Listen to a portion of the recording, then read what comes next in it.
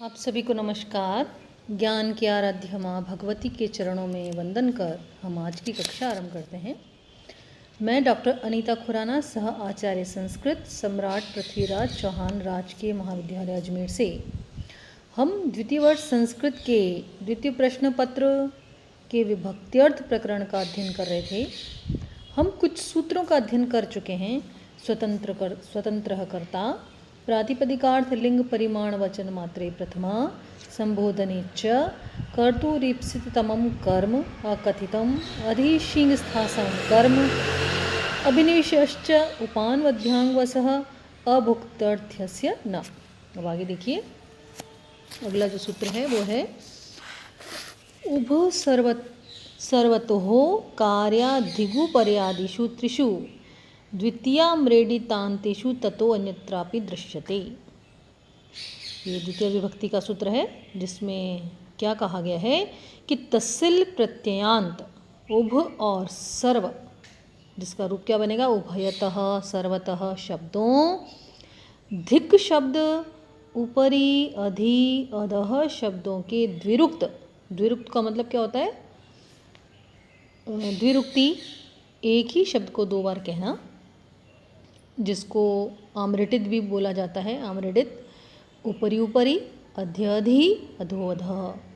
शब्दों का जिससे सामीप्य हो, समीपता हो, उसमें द्वितीया विभक्ति होती है।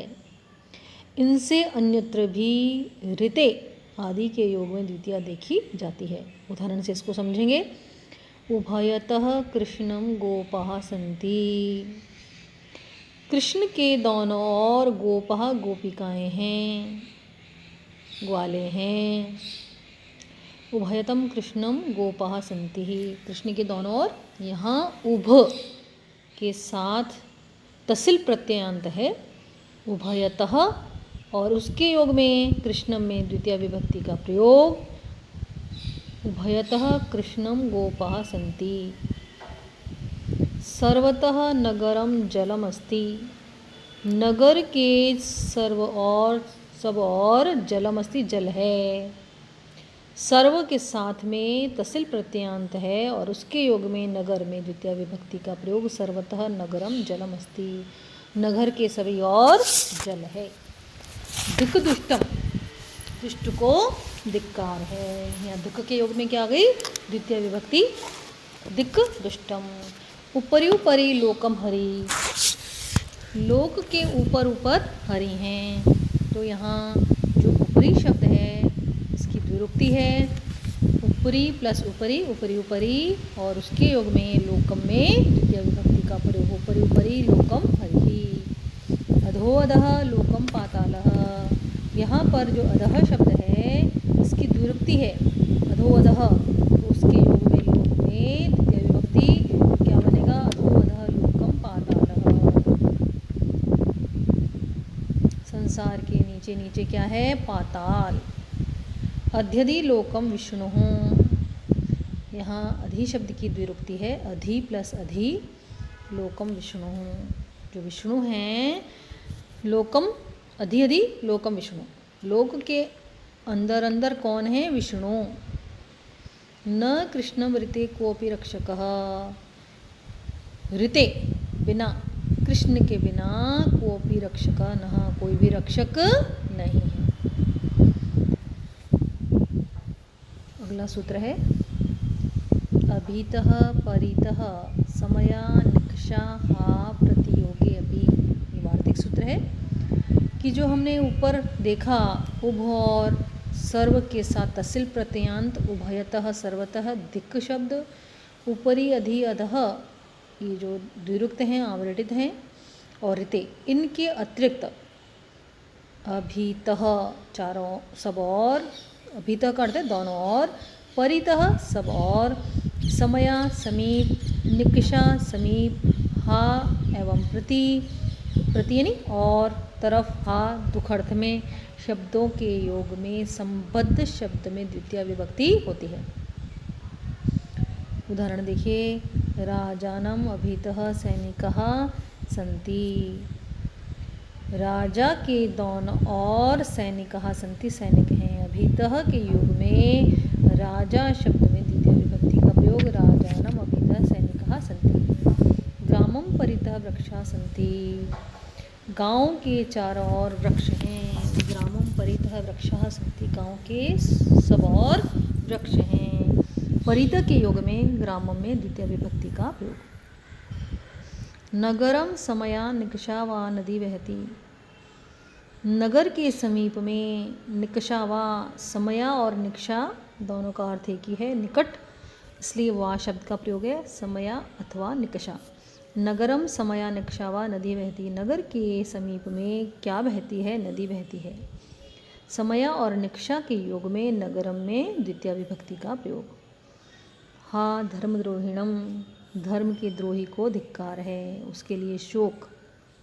हा के योग में धर्मद्रोही में द्वितीय विभक्ति का प्रयोग। मातु हृदयम कन्याम प्रति स्निग्धम भवति। माता का हृदय कन्या के प्रति स्नेहिल होता है। प्रति के योग में मातु हृदयम, माता का हृदय कन्याम प्रति, कन्या की ओर, तो यहाँ पर कन्या में क्या होगा? द्वितीय विभक्ति का प्रयोग। अगला सूत्र है अंतरा अंतरेण युक्ते। अंतरा यानी बीच में, अंतरेण यानी बिना, विषय में। अंतरा तथा अंतरेण शब्द जिस अन्य शब्द के संबंध में प्रयुक्त होते हैं उसमें द्वितीय विभक्ति होती है। अंतरा बीच में, अंतरेण विषय में, बिना शब्द में जिस अन्य शब्द के संबंध में प्रयुक्त होते हैं उसमें द्वितीय विभक्ति होती है। त्वाम माम च अंतरा हरिः। तुम्हारे और मेरे मध्य में हरि हैं। अंतरा यानी मध्य में, किसके मध्य में? तुम्हारे और मेरे मध्य में हरि हैं, विष्णु हैं। रामम लक्ष्मणम च अंतरा सीता गच्छति। राम और लक्ष्मण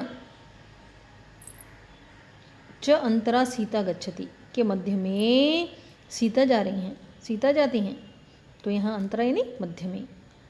तो अंतरा के योग में यहाँ रामम लक्ष्मणम में द्वितीय विभक्ति का प्रयोग है। कुछ और उदाहरण है। विद्या मंत्रेण मानवः पशुतुल्यः। विद्या के बिना मानव पशुतुल्य हैं। अंतरेण के योग में विद्या में द्वितीय विभक्ति का प्रयोग। ज्ञान मंत्रेण नैव सुखम, ज्ञान के बिना सुख नहीं, तो अंतरेण के योग में या फिर ज्ञान में द्वितीय विभक्ति का प्रयोग। मां मंत्रेण स किम जल्पति, मेरे विषय में वह क्या बोलता है। हरि मंत्रेण न किंचित जानामि, हरि के विषय में मैं कुछ भी नहीं जानता हूँ। अगला सूत्र है काला ध्वनोरत्यंत संयोगे। अत्यंत संयोग अर्थात निरंतरता बताने के लिए। काला ध्वनो अत्यंत संयोगे, अत्यंत संयोगे, अत्यंत संयोग अर्थात निरंतरता बताने के लिए काल प्लस अध्वन। काल यानी समय, अध्वन यानी मार्ग। समयवाची और मार्गवाची शब्दों में द्वितीय विभक्ति का प्रयोग।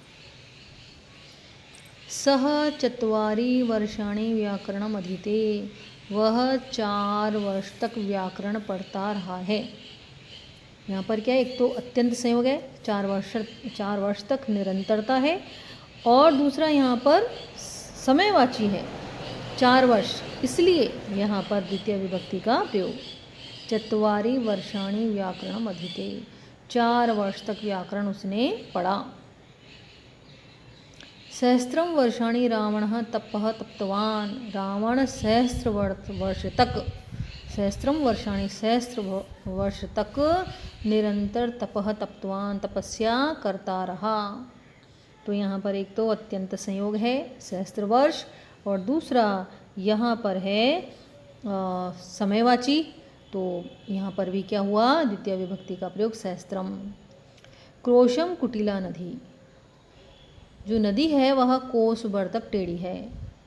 तो एक तो यहाँ पर निरंतरता है कोस, और दूसरा यहाँ पर मार्गवाची शब्द है क्रोस, इसलिए यहाँ पर द्वितीय विभक्ति का प्रयोग।